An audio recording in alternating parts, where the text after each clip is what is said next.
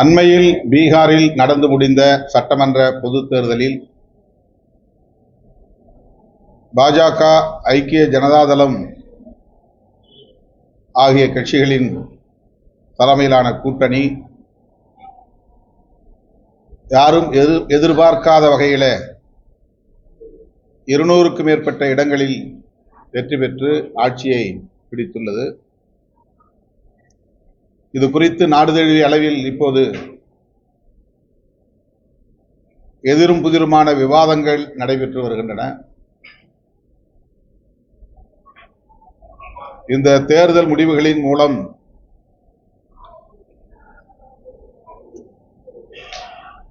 இந்த தேர்தல் நேர்மையாக நடக்கவில்லை என்கிற எண்ணத்தை பெரும்பாலான மக்களிடையே எழுப்பியுள்ளது. பீகாரில் இந்த தேர்தல் முடிவுகளை எதிர்த்து ஆங்காங்கே பொதுமக்களின் போராட்டமும் வெடித்துள்ளது. தேர்தல் களத்தை தொடர்ந்து கண்காணித்து வருபவர்கள், தேர்தல் முடிவுகளை ஆய்வு செய்யக்கூடிய வல்லுநர்கள், தேர்தல் ஆணையத்தின் மீதான நம்பகத்தன்மை நொறுங்கி போயுள்ளது என்பதை சுட்டிக்காட்டுகிறார்கள். புதிதாக அறிமுகப்படுத்தியுள்ள SIR என்கிற சிறப்பு தீவிர சீராய்வு நடவடிக்கை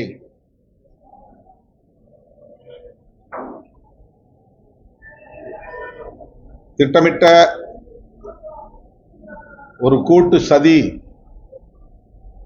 பாஜக,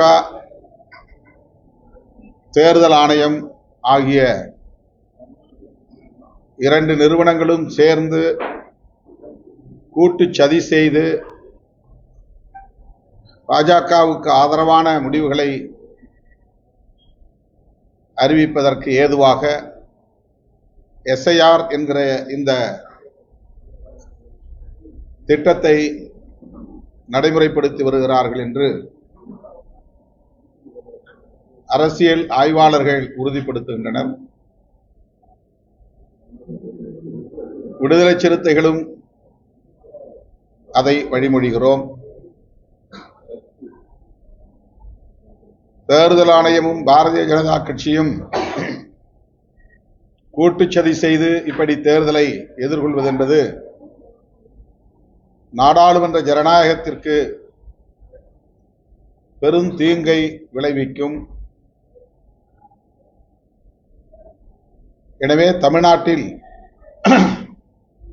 SIR என்கிற சிறப்பு தீவிர சீராய்வு நடவடிக்கையை தேர்தல் ஆணையம் கைவிட வேண்டும், அதை நடைமுறைப்படுத்தக்கூடாது என்று விடுதலை சிறுத்தைகள் கட்சி வலியுறுத்துகிறது. நடைமுறை சிக்கல்கள் ஏராளம் உள்ளன. மிக குறுகிய கால கெடு விதித்து 1 மாத இடைவெளியில் அவர்கள் சொல்லுகிறபடி ஆவணங்களை எல்லாம் தயார் செய்து அந்த விண்ணப்பத்தை பூர்த்தி செய்து ஒவ்வொரு வாக்காளரும் தங்கள் பெயரை வாக்காளர் பட்டியலிலே இணைப்பது என்பது மிக பெரும் சவாலாக உள்ளது. கேரளாவிலே இதற்கென்று நியமிக்கப்பட்ட வாக்குச்சாவடி அலுவலர், பூத் லெவல் ஆபீசர் மன உளைச்சலுக்கு ஆளாகி தற்கொலையை செய்திருக்கிறார். தமிழ்நாட்டில் பல இடங்களில் பூத் லெவல் ஆபீசர்ஸ் பொறுப்புக்கு நியமிக்கப்பட்டிருப்பவர்கள் இந்த பணிகளை எங்களால் செய்ய முடியாது என்ற அதிருப்தியை வெளிப்படுத்தி வருகிறார்கள். இது மிக பெரும் சவாலாகவும் மன உளைச்சலை தருவதாகவும் இருக்கிறது. இதனை எங்களால் இந்த குறுகிய காலக்கெடுவுக்குள் நடைமுறைப்படுத்த முடியாது என்பதை வெளிப்படுத்தி வருகிறார்கள். நடைமுறை சிக்கல்கள் ஒரு காரணம் என்பது ஒருபுறம், இதற்கு பின்னணியில் உள்ள சதி உள்நோக்கம் என்பது இன்னொரு காரணம். ஆகவே இதனை தமிழ்நாட்டில் நடைமுறைப்படுத்தக்கூடாது என்று விடுதலை சிறுத்தைகள் கட்சி வலியுறுத்துகிறது.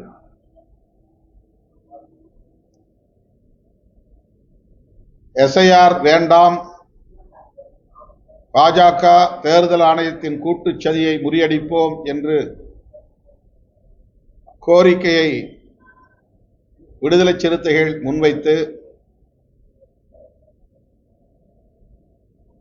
வருகிற 24ஆம் தேதி தலைநகர் சென்னையில் எனது தலைமையில் மாபெரும் ஆர்ப்பாட்டம் நடைபெறுகிறது. பாஜக தேர்தல் ஆணையம் கூட்டுச் சதியை முறியடிப்போம், எஸ்ஐஆர் வேண்டாம், பாஜக தேர்தல் ஆணையத்தின் கூட்டுச் சதியை முறியடிப்போம், விடுதலை சிறுத்தைகள் கண்டன ஆர்ப்பாட்டம். சென்னையில் மட்டும் அடையாளமா நாங்கள் நடத்துறோம். என்ன கிழமை வருது? 24 திங்கட்கிழமை 24ஆம் தேதி. இது தமிழ்நாட்டுக்கு மட்டுமல்ல, தேசிய அளவில் பெரும் ஆபத்தை விளைவிக்கக்கூடிய ஒரு நடவடிக்கை. ஒவ்வொரு தேர்தலின் போதும் தேர்தல் ஆணையம் பின்பற்றக்கூடிய எஸ்ஆர் என்கிற சம்மரி ரிவிஷன் என்பதே போதுமானது. அது ஒவ்வொரு முறையும் தேர்தலின் போது நடைபெறக்கூடிய சீராய்வு நடவடிக்கை. பெயரை சேர்த்தல், நீக்கல், திருத்தல் என்கிற நடவடிக்கைகளை மேற்கொள்வது வாடிக்கையான ஒன்று. சட்டமன்ற தேர்தல் நடந்தாலும், நாடாளுமன்ற பொதுத் தேர்தல் நடந்தாலும், தேர்தல் நடைபெறுவதற்கு சில மாதங்களுக்கு முன்னர் தேர்தல் ஆணையம் வழக்கமாக நடைமுறைப்படுத்தி வருகிற ஒன்று. அதனையே இந்த தேர்தலிலும் ஏன் பின்பற்றக்கூடாது, தேர்தல் ஆணையம் இதை திணிக்கிறது என்ற கேள்வி எழுகிறது. 2002ஆம் ஆண்டு எஸ்ஐஆர் நடத்தியதாக தேர்தல் ஆணையம் ஒரு பொய்யை திரும்ப திரும்ப சொல்லுகிறது. 2002ஆம் ஆண்டு அப்படி எந்த எஸ்ஐஆரும் நடந்ததாக ஆதாரங்கள் இல்லை. உச்சநீதிமன்றம் கோரியும் தேர்தல் ஆணையம் அப்படி நடத்தியதற்கான ஆதாரத்தை இதுவரையில் சமர்ப்பிக்கவில்லை. ஆனால் 2002ஆம் ஆண்டு என்ற ஒரு காலத்தை வரையறை செய்து, அப்போதைய வாக்காளர் பட்டியலில் உங்கள் பெயர் இடம்பெற்றிருக்கின்றனவா, அப்படி இடம்பெற்றிருந்தால் எந்த ஆவணத்தையும் நீங்கள் தர வேண்டாம் என்ற ஒரு கைட்லைன்ஸ், ஒரு வரையறையை தேர்தல் ஆணையம் முன்மொழிகிறது. இது ஆதாரமற்ற ஒரு தகவல். தேர்தல் ஆணையமே பொய் சொல்லுகிறது என்று பலராலும் விமர்சிக்கப்படுகிறது. இதுவரையில் தேர்தல் ஆணையம் அதை காட்டவில்லை. இரண்டாவது, மிக குறுகிய கால இடைவெளியில் இதை நடைமுறைப்படுத்த முடியாது. வீட்டுக்கு வீடு சென்று ஒவ்வொரு வாக்காளருக்கும் இந்த விண்ணப்பங்களை தந்து அதனை பூர்த்தி செய்து கோடிக்கணக்கான வாக்காளர்களை பட்டியலிலே பதிவேற்றம் செய்வதென்பது நடைமுறை சாத்தியக்கூறுகள் இல்லாத ஒன்று. ஆனாலும் இதை திட்டமிட்டு வலிந்து இந்த அரசு தேர்தல் ஆணையம் திணிக்கிறது. ஆக இதிலும் ஒரு உள்நோக்கம் இருப்பது தெரிய வருகிறது. இதன் மூலம் வேண்டியவர்கள் வேண்டாதவர்கள் என்று எல்லா மதங்களை சார்ந்த வாக்காளர்களையும் பட்டியலிலிருந்து நீக்கம் செய்து விடுவது என்பதன் மூலம் பெரும்பாலான எதிர்ப்பு வாக்குகளை வாக்களிக்க விடாமலேயே தடுப்பது என்கிற நடவடிக்கையில் அவர்கள் இறங்கியிருக்கிறார்கள் என்ற சந்தேகம் எழுந்துள்ளது. ஆகவே இந்த பட்டியலில் பெயர் நீக்கம் என்பது மேலோட்டமாக பார்த்தால் பொதுவானதாக தோன்றும். ஆனால் நடைமுறையில் பார்த்தால் அவர்களுக்கு எதிரான வாக்காளர்களை பட்டியலில் இருந்து நீக்குவதே முதன்மையானது என்பதை புரிந்து கொள்ள முடியும். எனவே அதில் உள்நோக்கம் இருக்கிறது. நடைமுறை சிக்கல்களுக்காக எஸ்ஐஆர் வேண்டாம் என்று ஒரு தரப்பு சொல்லுகிறார்கள். அந்த காரணங்களோடு கூடுதலாக விடுதலை சிறுத்தைகள் சொல்லுகிற காரணம், எஸ்ஐஆர் என்பதே ஒரு திட்டமிட்ட சதி நடவடிக்கை, பாஜக தேர்தல் ஆணையத்தின் கூட்டு சதி. அதன் மூலம் அவர்கள் சிஏஏ என்கிற குடியுரிமை திருத்த சட்டத்தை நடைமுறைப்படுத்துகிறார்கள். தேர்தல் ஆணையத்தை அதற்கான ஒரு கருவியாக பயன்படுத்துகிறார்கள். என்ஆர்சி என்கிற தேசிய குடிமக்கள் பேரேட்டை தயாரிப்பதுதான் அவர்களின் நோக்கம். வாக்காளர் பட்டியலை தயாரிக்கிறோம் என்கிற பெயரில், வாக்காளர் பட்டியலை தூய்மைப்படுத்துகிறோம் என்கிற பெயரில் தேசிய குடிமக்கள் பேரேட்டை தயாரிப்பது என்பது அவர்களின் நோக்கமாக இருக்கிறது.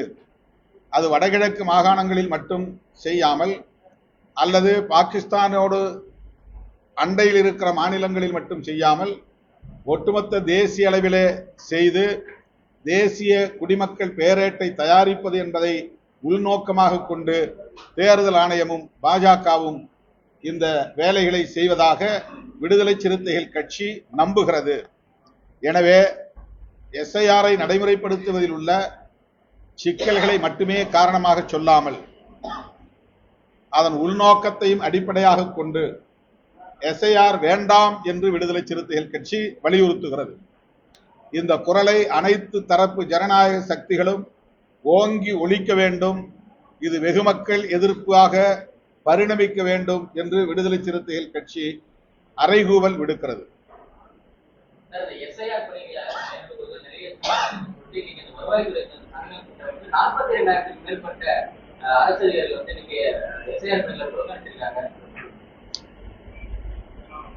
அதிகாரிகளை பொறுத்தவரையில் நடைமுறை சிக்கலை காரணமாக சொல்லி அதை புறக்கணிக்கிறார்கள். விடுதலை சிறுத்தைகள் கட்சி அதை வரவேற்கிறது. அந்த அதிகாரிகளின் உணர்வுகளை மதித்து தேர்தல் ஆணையம் உடனடியாக இந்த எஸ்ஐஆர் நடவடிக்கையை நிறுத்த வேண்டும். நடைமுறை சிக்கல்களை தாண்டி உள்நோக்கம் கொண்டதாகவும் இது இருக்கிறது என்பதுதான் விடுதலை சிறுத்தைகளின் குற்றச்சாட்டு. எஸ்ஐஆர் பணிகளை மேற்கொள்வது அரசு அதிகாரிகளுடைய கடமை. அதை அரசு அதிகாரி ஒருபோதும் செய்ய மாட்டான்னு சொல்லக்கூடாது.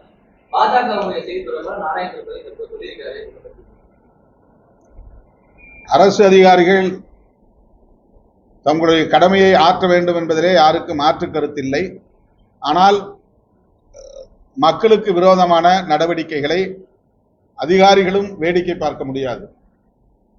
அவர்களுக்கு தேவையற்ற பணிச்சுமைகளை திணித்தால் அதனை அவர்கள் சுமக்க முடியாது. அதனுடைய விளைவாகத்தான் கேரளாவிலே ஒரு பிஎல்ஓ தற்கொலை செய்து கொண்டிருக்கிறார். அதற்கு தேர்தல் ஆணையம் தான் பொறுப்பேற்க வேண்டும்.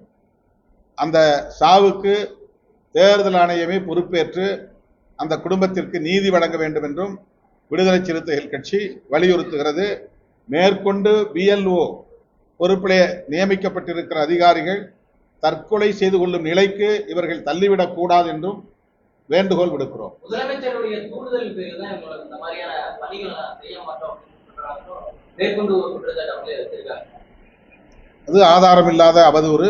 எப்போதும் போல திமுக மீதான வெறுப்பை அவர்கள் உமிழ்கிறார்கள். பருவமழை காலங்கள்ல செய்யக்கூடாது, முன்னாடியா பண்றீங்க, நாங்க வரவேற்கிறோம், ஆனா கொஞ்சம் லேட்டா பண்ணுங்க அப்படின்னு சொல்றாரு. நீங்க முக்கியமா எதுக்கு ரெண்டுக்கும் முரண் இல்லை. அவர் ஒரு காரணத்தை விளக்குகிறார், நான் கூடுதலாக இன்னொரு காரணத்தை விளக்குகிறேன். நான் நடைமுறை சிக்கல்கள் இல்லவே இல்லை என்று சொல்லவில்லை. நடைமுறை சிக்கல் ஒரு மாத காலம் போதாது என்பது ஒரு கருத்து. மழை காலமாக இருக்கிறது, எனவே இதை இப்போது நடைமுறைப்படுத்த வேண்டாம் என்பது ஒரு கருத்து. அந்த விண்ணப்பங்களை பூர்த்தி செய்வது கடினமாக இருக்கிறது. அவர்கள் கோருகிற ஆவணங்களை ஏற்பாடு செய்வதில் பாமர மக்கள், ஊரக பகுதிகளில் வசிக்கிற மக்கள், உழைக்கிற மக்கள் மிக சிரமப்பட வேண்டிய ஒன்றாக இருக்கிறது. இது போன்ற நடைமுறை சிக்கல்களும் இருக்கின்றன. அதை முதல்வர் சுட்டிக்காட்டுகிறார். அது ஒரு காரணம், அதுவும் உண்மைதான். அதை தாண்டி குடிமக்கள், தேசிய குடிமக்கள் பேரட்டை தயாரிப்பதற்கான ஒரு செயல் திட்டமும், மறைமுக செயல் திட்டமும் இதற்குள்ளே இருக்கிறது. அதை நடைமுறைப்படுத்துவதற்காகத்தான் இப்படி தேர்தல் ஆணையமும் பாஜக அரசும் கூட்டுச்சதி செய்கிறது என்று நாங்கள் குற்றம் சாட்டுகிறோம். மூன்றாவதாக, இவ்வாறு பெயர்களை நீக்கம் செய்வதன் மூலம் எதிர்த்து வாக்களிக்கக்கூடிய வாக்காளர்களை பெரும்பாலும் கணிசமான அளவிலே வெளியேற்றிவிட முடியும். 90 விழுக்காடு வெளியேற்றிவிட முடியும். அவர்களுக்கு வாக்களிக்கக்கூடியவர்கள் மிக சொற்பமாக அதிலே இருக்கலாம். ஆனால் பெரும்பான்மையான எதிர்ப்பு வாக்குகளை அவர்களால் தடுத்துவிட முடியும். இந்த உள்நோக்கமும் அதிலே இருக்கிறது. ஆக 2 உள்நோக்கம். ஒன்று, எதிர்ப்பு வாக்குகளை வெளியேற்றுவது பட்டியலில் இருந்து. இரண்டாவது, தேசிய குடிமக்கள் பேரேட்டை தேர்தல் ஆணையத்தின் மூலமாகவே தயாரித்து விடுவது. இந்த 2 சதித்திட்டமும் மறைமுக செயல் திட்டமாக இருக்கிறது. நடைமுறை சாத்தியக்கூறுகள் என்கிற ஒரு களத்திலே நாம் சிந்திக்கிற போது இந்த 1 மாத காலம் போதாது. இந்த ஆவணங்கள் திரட்டுவது என்பது சாத்தியமில்லாத ஒன்று. ஊரக மக்கள் இதை அவ்வளவு எளிதாக கையாள முடியாது போன்ற சிக்கல்கள் இருக்கின்றன. அடைமழை காலமாக இருக்கிறது என்பது ஒன்று. அவர்கள் திரும்ப அதை வெரிஃபை செய்து அறிவிப்பதற்கு எடுத்துக்கொள்கிற காலமும் நாம் கவனிக்க முடியாத பொங்கல் காலமாக இருக்கும். ஜனவரி அவர்கள் அதற்கான வெரிஃபிகேஷன் காலமாக எடுத்துக்கொள்கிறார்கள். அந்த நேரத்தில் அது கவனம் செலுத்த முடியாத ஒரு பண்டிகை காலமாகவும் நம்முடைய தமிழ்நாட்டிலே அமைந்து விடுகிறது. இவையெல்லாம் நடைமுறை சம்பந்தமானது, பிராக்டிக்கல் டிஃபிகல்டிஸ். இது மட்டுமே காரணம் என்று விடுதலை சிறுத்தைகள் கூறவில்லை. சில கட்சிகள் இதை பிரதானப்படுத்தி சொல்லுகின்றன. நாங்கள் இதன் ஊடாக இன்னமும் அவர்களின் மறைமுக செயல் திட்டம் அதிலே இருக்கிறது, இதனோடு இணைந்து இருக்கிறது. ஆகவே எஸ்ஐஆரே வேண்டாம் என்கிற ஒரு கோரிக்கையை விடுதலை சிறுத்தைகள் கட்சி முன்வைக்கிறது.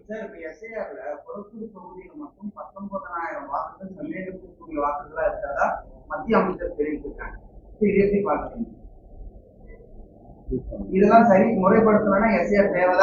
அதுக்கு ஏற்கனவே இருக்கிற எஸ்ஆர்ஐ போதுமானது, சம்மரி ரிவிஷன் போதுமானது.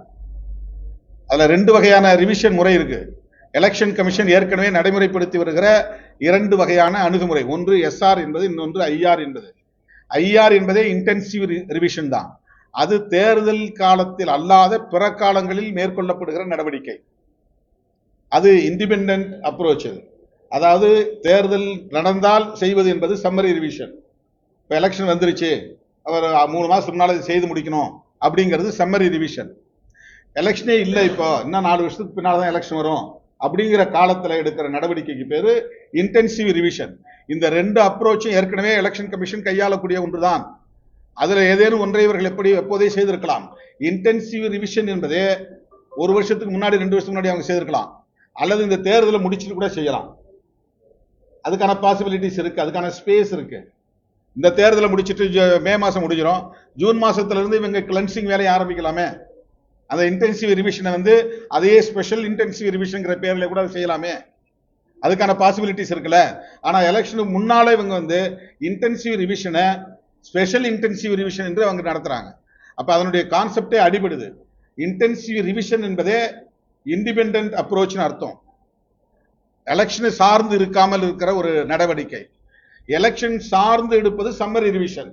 சம்மரி ரிவிஷன் போதுமானது. அதுல கிளென்சிங் பண்ண முடியும்.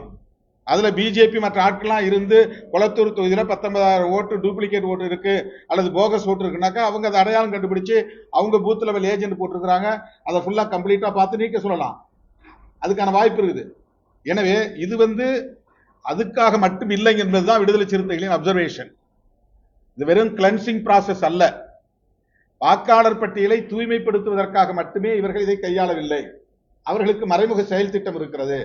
ஆகவேதான் இதை முற்றாக கைவிட வேண்டும் என்று விடுதலை சிறுத்தைகள் வலியுறுத்துகிறோம். கைவிட வேண்டும் என்று வலியுறுத்தி 24ஆம் தேதி சென்னையில் எனது தலைமையில் ஆர்ப்பாட்டம் நடைபெறும்.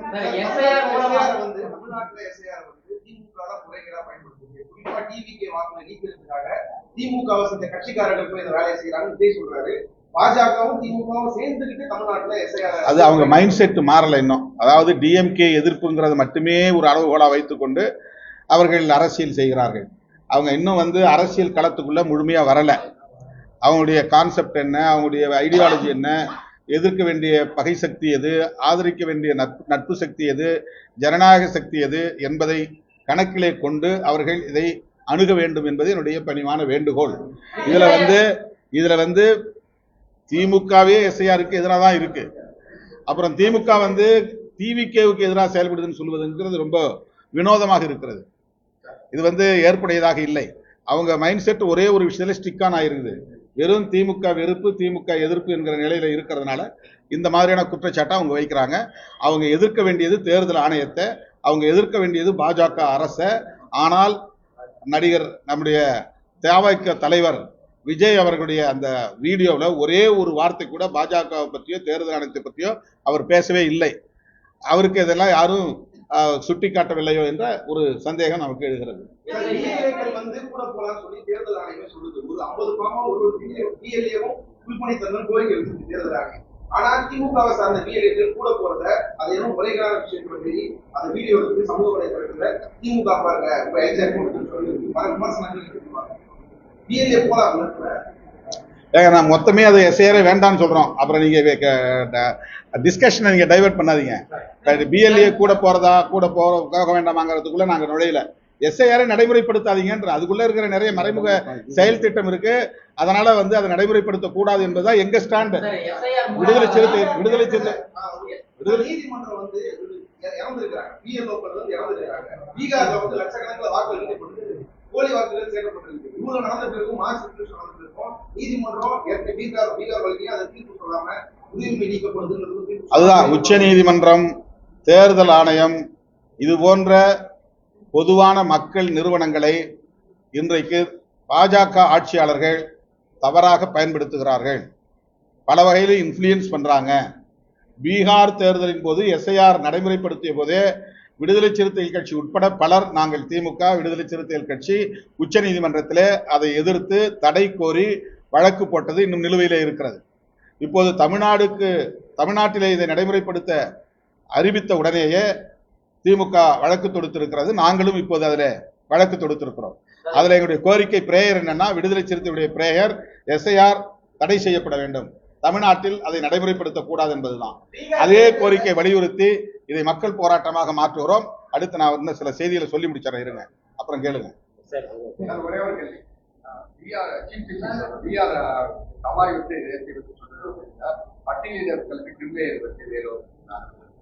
அவருடைய கருத்தை நான் ஏற்கவில்லை. அது அவருடைய தனிப்பட்ட கருத்து. இந்த கிரீமி லேயர் என்பது ஓபிசி சமூகத்திற்கு கூட கூடாது என்பதுதான் விடுதலை சிறுத்தைகளுடைய போராட்டங்கள். தொடர்ந்து நாங்கள் அதை தான் வலியுறுத்துறோம். கிரீமி லேயர் என்பது ஒரு சூழ்ச்சி, அது ஒரு சூது, சமூக நீதியை நீர்த்து போக செய்கிற ஒரு முயற்சி. அது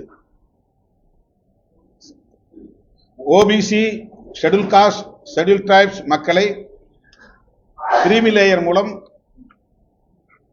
சிதறடிக்க பார்க்கிறார்கள், பிரிக்க பார்க்கிறார்கள். இதுல ஒரு பெரிய சதி இருக்கிறது. ஆகவே கிரீமி லேயர் என்கிற கான்செப்டையே விடுதலை சிறுத்தைகள் கட்சி எதிர்க்கிறது. இருங்க 2 நாட்களுக்கு முன்பு நான் யாழ்ப்பாணம் சென்றிருந்தேன். தமிழ் தேசிய பசுமை இயக்கம் ஒருங்கிணைத்த கார்த்திகை வாசம் என்கிற நிகழ்ச்சி ஒன்றில் பங்கேற்றேன். அந்த அமைப்பின் தலைவர் ஐங்கரநேசன் மற்றும் முன்னணி தலைவர்கள் விடுத்த அழைப்பை ஏற்று 2வது முறையாக இந்த நிகழ்விலே நான் பங்கேற்றிருக்கிறேன். 2018ஆம் ஆண்டு இதே போல கார்த்திகை மாதம் மரநடுகை மாதம் என்ற அறிவிப்பின் அடிப்படையில் ஒழுங்கமைவு செய்யப்பட்ட நிகழ்ச்சியில் நான் கலந்து கொண்டேன். அப்போது வடமாகாண சபையின் முதலமைச்சர் திரு விக்னேஸ்வர் அவர்களும் அதிலே பங்கேற்றார். நானும் கலந்து கொண்டேன். சில நாடாளுமன்ற உறுப்பினர்களும் கலந்து கொண்டார்கள். இப்போது 2025ஆம் ஆண்டு அதே அமைப்பு ஒருங்கிணைத்த அந்த நிகழ்வில் கலந்து கொண்டேன். அந்த நிகழ்வை முடித்த பிறகு தமிழ் தேசிய பேரவை என்கிற ஒரு கூட்டணி, அதிலே தமிழ் தேசிய பசுமை இயக்கம், தமிழ் தேசிய மக்கள் முன்னணி, கஜேந்திரகுமார் பொன்னம்பலம் தலைமையிலான மக்கள் முன்னணி மற்றும் சில அமைப்புகள் சேர்ந்து அந்த பேரவையை உருவாக்கி இருக்கிறார்கள். அது ஒரு கூட்டணியாக இயங்குகிறது. அந்த கூட்டணியை சார்ந்த சில தலைவர்களும் கஜேந்திரகுமார் பொன்னம்பலம் மற்றும் செல்வராஜா கஜேந்திரன் உள்ளிட்ட பலர், இந்நாள் நாடாளுமன்ற உறுப்பினர்கள், முன்னாள் நாடாளுமன்ற உறுப்பினர்கள் என்னை நேரிலே வந்து சந்தித்தார்கள். அந்த சந்திப்பு மிகவும் முக்கியத்துவம் வாய்ந்த ஒரு சந்திப்பாக நான் பார்க்கிறேன். அவர்கள் முன்வைத்த கோரிக்கை என்னவென்றால், விரைவில் இலங்கை அரசு புதிய அரசமைப்பு சட்டத்தை உருவாக்குவதற்கு ஏற்பாடுகளை செய்து வருகிறது. அனுரா திசாநாயக்கா குடியரசுத் தலைவராக இருக்கிற, இலங்கை அதிபராக இருக்கிற அவர் புதிய அரசமைப்பு சட்டத்தை உருவாக்கும் எண்ணத்தில் இருக்கிறார். அதற்கான குழு விரைவில் அமைக்கப்பட இருக்கிறது. இந்த சூழலில் ஈழத்தமிழர்களுக்கு அதிகாரத்தை பரவலாக்கும் வகையில் புதிய அரசமைப்பு சட்டத்தில் சமஷ்டி ஆட்சி முறையை கொண்டு வர வேண்டும். அதாவது ஒரு ஃபெடரல் சிஸ்டம் ஆஃப் கவர்மெண்ட், தமிழர்களுக்கு முழு அதிகாரத்தை வழங்கக்கூடிய வகையில் அரசமைப்பு சட்டத்தை யாத்திட வேண்டும். அதற்கு இந்திய அரசு உரிய அழுத்தத்தை இலங்கை அரசுக்கு தர வேண்டும். இந்திய அரசு தலையிடுவதற்கு தமிழ்நாடு அரசு உரிய நடவடிக்கைகளை மேற்கொள்ள வேண்டும் என்று கோரிக்கை விடுத்திருக்கிறார்கள். தமிழ்நாடு அரசு இந்திய ஒன்றிய அரசுக்கு அழுத்தம் கொடுத்து, இந்திய ஒன்றிய அரசு ஏற்கனவே ராஜீவ்காந்தி அவர்களின் தலைமையில் உருவான ஒப்பந்தத்தின் அடிப்படையில் டெவால்யூஷன் ஆஃப் பவர் என்கிற கான்செப்ட், அந்த கருத்தின் அடிப்படையில் தமிழர்களுக்கு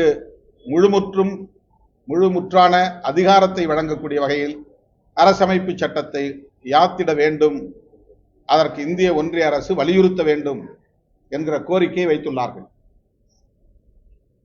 மாண்புமிகு முதல்வர் அவர்களுக்கு விடுதலை சிறுத்தைகள் கட்சியின் சார்பில் அந்த வேண்டுகோளை நான் விடுக்கிறேன். நேரிலும் சந்தித்து அவரிடத்தில் இந்த கோரிக்கையை வலியுறுத்த இருக்கிறேன். ராஜீவ்காந்தி அவர்களின் காலத்திலே போடப்பட்ட ஒப்பந்தத்தில் சொன்னபடி 13வது திருத்தம் அமையவில்லை. ஏற்கனவே அவர்கள் 13வது திருத்தத்தை அரசமைப்பு சட்டத்திலே கொண்டு வந்திருக்கிறார்கள். ஆனால் அது எந்த அதிகாரத்தையும் ப்ராவின்சியல் கவர்மெண்ட் என்கிற மாகாண ஆட்சி நிர்வாகத்திற்கு வழங்கவில்லை. எனவே 13வது திருத்தத்தில் எங்களுக்கு உடன்பாடில்லை, நம்பிக்கை இல்லை. அதை நடைமுறைப்படுத்த நாங்கள் ஒருபோதும் சொல்லவில்லை. ஆனால் ராஜீவ்காந்தி அவர்கள் உருவாக்கிய அந்த ஒப்பந்தம்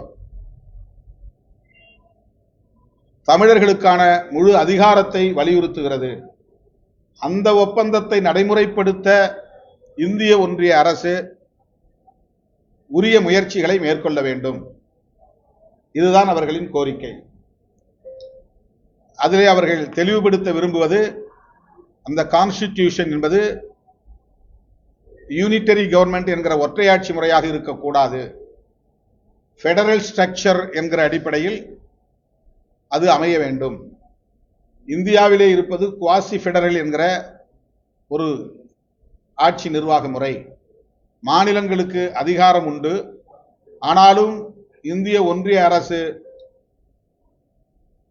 கூடுதலான அதிகார வலிமை கொண்டதாக இருக்கும். அவ்வாறு இல்லாமல், குவாசி ஃபெடரலாக இல்லாமல் ஒரு முழுமையடைந்த கூட்டாட்சி முறையை, அதுதான் அவர்கள் சமஷ்டி முறை என்கிறார்கள், கூட்டாட்சி முறையை இலங்கையில் கொண்டு வருவதற்கு புதிதாக தயாரிக்கப்பட உள்ள அரசமைப்பு சட்டத்தில் இடம்பெறச் செய்ய வேண்டும். இந்திய ஒன்றிய அரசுக்கு அந்த பொறுப்பு உண்டு, கடமை உண்டு. ஏற்கனவே ஒப்பந்தம் அந்த அடிப்படையில் தான் போடப்பட்டிருக்கிறது. எனவே இந்திய இலங்கை ஒப்பந்தத்தை நாங்கள் ஏற்கிறோம். அதனை நடைமுறைப்படுத்த இந்திய ஒன்றிய அரசு தயாராக வேண்டும். ஆனால் அந்த ஒப்பந்தத்தின் அடிப்படையில் அப்போது செய்யப்பட்ட 13வது திருத்தத்தை நாங்கள் ஏற்கவில்லை. அது எங்களுக்கு எந்த அதிகாரத்தையும் தரவில்லை என்ற கருத்தை அவர்கள் என்னிடத்திலே முன்மொழிந்தார்கள். இந்த ஊடக சந்திப்பின் மூலம் இந்திய ஒன்றிய அரசுக்கும் தமிழ்நாடு முதலமைச்சர் அவர்களுக்கும் நான் விடுக்கிற வேண்டுகோள், ஈழத் தமிழர்களின் இந்த கோரிக்கையை கனிவோடு பரிசீலிக்க வேண்டும். புதிதாக இயற்றப்படவிருக்கிற இலங்கை நாட்டுக்கான அரசமைப்பு சட்டத்தில் ஒரு பெடரல் ஸ்ட்ரக்சர் ஈழத்தமிழர்களுக்கான முழு அதிகாரத்தை வழங்கக்கூடிய வகையில் அமைந்திட வேண்டும் என்று விடுதலை சிறுத்தைகள் கட்சி வேண்டுகோள் விடுக்கிறது. அடுத்து திருகோணமலையில்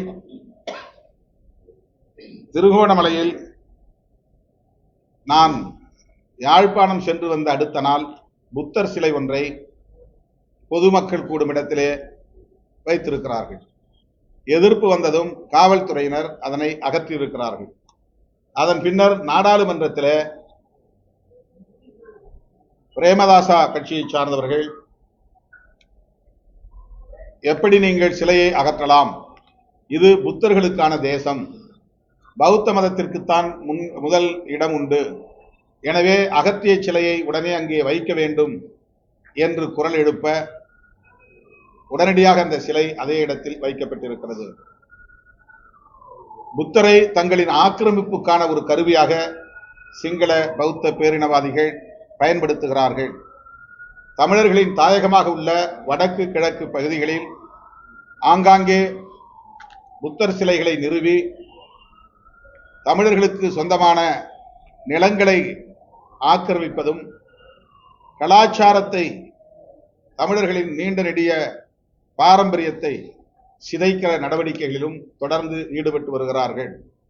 விடுதலை சிறுத்தைகள் கட்சி சிங்கள பௌத்த பேரினவாத ஆட்சியாளர்களின் ஆளும் வர்க்கத்தின் இந்த தமிழர் விரோத போக்கை வன்மையாக கண்டிக்கிறது. இந்திய ஒன்றிய அரசு இதிலும் உடனடியாக தலையிட வேண்டும். இதுபோன்ற ஆக்கிரமிப்பு நடவடிக்கைகளை, கலாச்சார படையெடுப்பு நடவடிக்கைகளை சிங்கள அரசு கைவிட வேண்டும் என்பதை இந்திய அரசு சுட்டிக்காட்ட வேண்டும், வலியுறுத்த வேண்டும் என்று கேட்டுக்கொள்கிறேன்.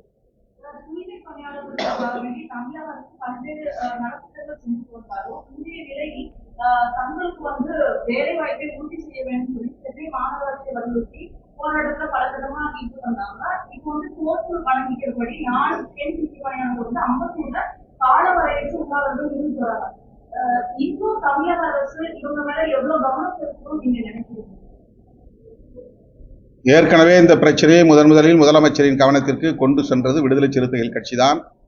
அவர்களின் கோரிக்கையை ஜனநாயகபூர்வமான முறையிலே அணுக வேண்டும். அந்த 2 ஜோன், அந்த பகுதிகளில் வேலை செய்யக்கூடியவர்களை அப்படியே நிரந்தரப்படுத்திக் கொள்ள வேண்டும். புதிதாக ஆட்கள் தேவைப்பட்டால் அவுட் சோர்சிங் முறைப்படி எடுத்துக்கொள்ளலாம். போராடுகிறவர்கள் அதற்கு இணங்குகிறார்கள் என்பதை நாங்கள் எடுத்துச் சொன்னோம். அதை பரிசீலிப்பதாக அப்போது சொல்லப்பட்டது. ஆனால் இன்னும் அது ஒரு முடிவுக்கு வரவில்லை என்பது கவலை அளிக்கிறது. முதல்வரை நான் மறுபடியும் சந்திக்கிற போது இந்த பிரச்சனை குறித்து வலியுறுத்துவேன். பீகார் தேர்தலில் உலக வங்கியில 14,000 கோடி கடன் வாங்கி தேர்தல் நடத்தினா கணக்குல வெளியிட்டு வேறு ஒரு திட்டத்திற்காக உலக வங்கியின் மூலம் பெற்ற பணத்தை தேர்தல் ஆதாயம் கருதி குடும்ப பெண்களின் வங்கி கணக்கில் தலா 10,000 அவர்கள் உதவித்தொகையாக வழங்கியது இப்போது வெளியாகி இருக்கிறது. இது தேர்தலுக்கு முன்பே தொடங்கப்பட்டதாகவும் சொல்லப்படுகிறது. ஆனால் தேர்தலை கருத்தில் கொண்டுதான் இந்த வேலையை செய்திருக்கிறார்கள் என்று பலரும் உறுதிப்படுத்துகிறார்கள். இந்த நடவடிக்கை ஜனநாயகத்தை சிதைக்கிற நடவடிக்கை, நாடாளுமன்ற ஜனநாயகத்தின் மீதான நம்பகத்தன்மையை நொறுக்குகிற நடவடிக்கை, மக்களை விலை கொடுத்து வாங்கிவிடலாம், ஜனநாயகத்தின் மீது மக்களுக்கு எந்த நம்பிக்கையும் இருக்கக்கூடாது என்று ஜனநாயகத்தின் மீதான நம்பகத்தன்மையை நொறுக்குகிற ஒரு முயற்சி. இதை விடுதலை சிறுத்தைகள் கட்சி கண்டிக்கிறது. எஸ்ஐஆர் மூலமாகத்தான் பீகாரில் வந்து வாக்கு சதவீதம் அதிகரிச்சிருக்கிறது அப்படின்னு தமிழிசை சவுந்தரராஜன் ஒரு கருத்து சொல்லியிருக்காரு. எஸ்ஐஆர் மூலமா தான் எஸ்ஐஆர் மேற்கொண்டதுனால தான் பீகார்ல வந்து வாக்கு சதவீதம் அதிகரிச்சிருக்கு. அதை வந்து தமிழ்நாட்டுல வந்து செயல்படுத்துறதுனால என்ன தமிழ்நாட்டில் பீகாரில் செய்ததை போல் செய்ய வேண்டும் என்பதுதான் அவர்களின் நோக்கம். அதை தடுப்பதற்காகத்தான் ஜனநாயக சக்திகள் நாங்கள் போராடி கொண்டிருக்கிறோம். மக்கள் அதற்கு தயாராக வேண்டும் என்பதுதான் எங்களுடைய அறைகூவல். வாக்குப்பதிவு சதவிகிதத்தை உயர்த்துவது மட்டுமே அவர்களின் நோக்கம் இல்லை. தில்லுமுள்ளு செய்து ஆட்சி அதிகாரத்தை கைப்பற்றுவதுதான் அவர்களின் நோக்கம். அவர்களுக்கு எந்த விதமான வாக்கு வங்கி ஆதாரமும் இல்லாத நிலையில், வலிமை இல்லாத நிலையில் தமிழ்நாட்டிலும் ஆட்சியை பிடிப்போம் என்று எந்த துணிச்சலில் பிரதமர் வரையில் பேசுகிறார்கள். அப்படி அவர்கள் பேசுவதிலேயே ஒரு உள்நோக்கம் இருக்கிறது என்பதை, சதித்திட்டம் இருக்கிறது என்பதை யூகிக்க முடிகிறது. தமிழ்நாட்டு மக்கள் எச்சரிக்கையாக இருக்க வேண்டும். அவர்களின் தில்லுமுள்ளு நடவடிக்கைகளுக்கு இடம் கொடுக்க கூடாது. அரசியல் கட்சிகள் எதிர்ப்பு என்றால் அது அரசியல் காரணங்கள் என்று விமர்சிக்கப்படலாம். பொதுமக்கள் இதில் விழிப்பாக இருந்து இதை தடுக்க வேண்டும் என்று வேண்டுகோள் விடுக்கிறேன்.